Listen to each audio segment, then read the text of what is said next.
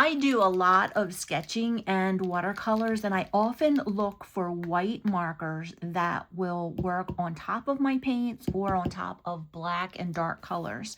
So let's give this one a try. These are from Utilicraft. They were kind enough to send these to me. This is a medium tip, 2 to 3 millimeter. You shake it up first, and then you press the tip down and let the paint come to the end. And, oh, that did not take very long at all, but look. Oh yeah, this works really, really nicely on the black.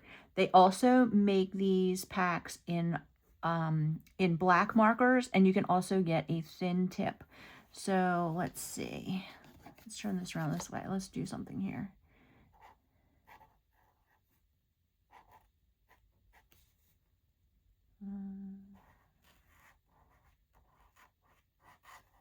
Oh yeah, these write really, really nicely.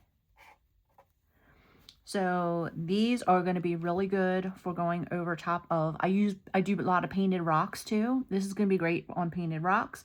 You could use these on paper, but you can also use these on a glossy surface as well. Let's try it on. Here is a piece of green shiny. Let's try it on here. Let me use it up here. Oh yeah, that works really well. I love these. Love, love, love.